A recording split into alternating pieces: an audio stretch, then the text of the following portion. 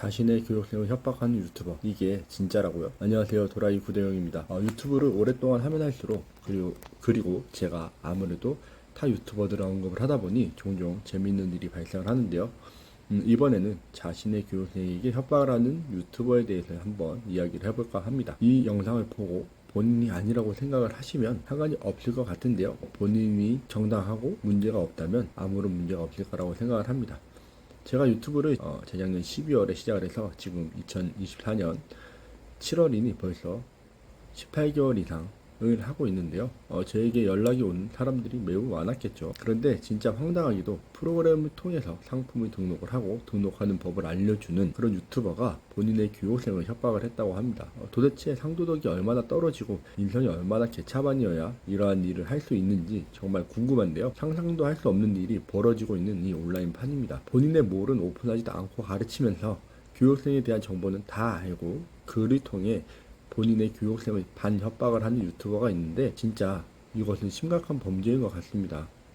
제가 누구라고 말씀을 드릴 수 없기 때문에 이 영상에서 누구인지 유추가 절대로 불가능할 건데요. 만약 이 영상을 보고 또 어떠한 행동을 하신다면 그 유튜버는 스스로 본인임을 인정하는 것이라고 봐도 무방하겠죠. 우리나라 형법 제350조에는 공갈이라는 게 있는데요.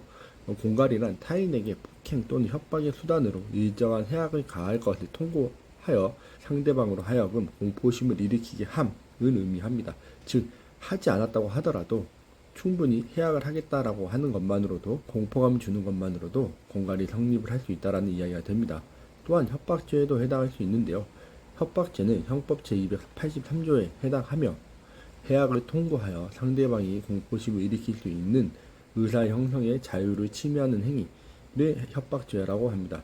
의사의 형성의 자유 말 그대로 어떠한 행동을 하는 것에 있어서 그것을 못하게 하는 것을 말하는 거겠죠. 실제로는 해악을 행하지 않았음에도 해악을 통고하는 것만으로도 상대방이 공포심을 가졌다면 이는 협박죄에 해당한다라고 합니다. 그런데 일반적으로 공갈 협박죄가 동시에 성립이 될 수 있음을 아셔야 할 것 같습니다.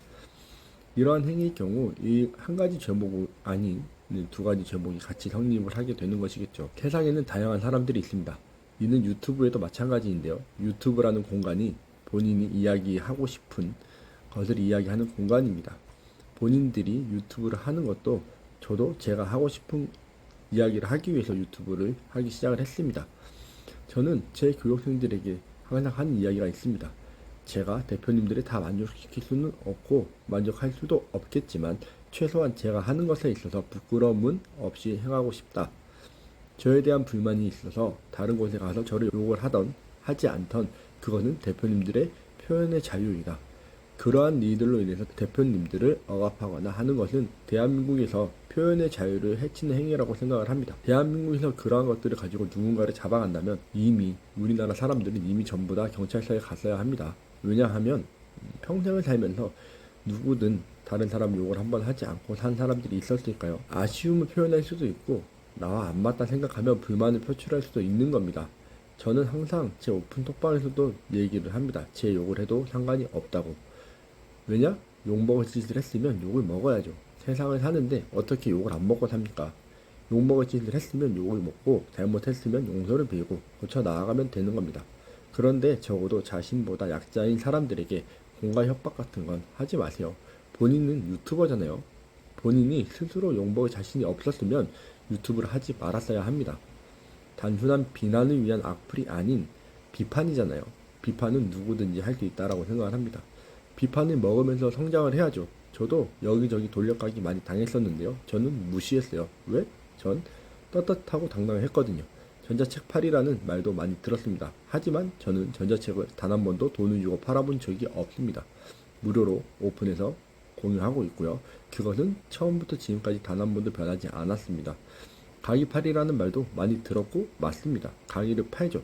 하지만 저는 강의를 팔지만 적어도 저의 양심을 팔지 않고 있다 라고 자부합니다. 저는 그래서 제 몰도 다 오픈해서 가르치고 있습니다. 적어도 스스로에게 부끄러운 사람은 되지 않아야 된다고 생각을 합니다. 그렇기 때문에 저는 이렇게 영상을 찍고 있는 거고요. 저였으면 유튜브 때려치고 그만했을 겁니다. 이렇게 하면서도 상대방의 협박을 하면서도 유튜브를 계속 하는 것 자체가 되게 제가 보기에는 좋지 않다고 생각을 합니다. 여튼 오늘은 정말 심각한 내용을 담아보았는데요. 저런 유튜버도 있다라는 거 참고를 하셨으면 좋겠습니다. 항상 말씀을 드리지만 온라인에 얼굴을 드러내놓고 영상을 찍고 교육을 하고 프로그램을 홍보하고 한다고 하더라도 그러한 사람들이 대표님들이 생각하는 것만큼 좋은 사람이고 윤리적으로 괜찮은 사람일까라는 보장이 없다라는 거 참고하셨으면 좋겠습니다. 오늘도 저희 영상 끝까지 시청해주셔서 감사드리고 또 다음 영상에서 뵙도록 하겠습니다. 감사합니다.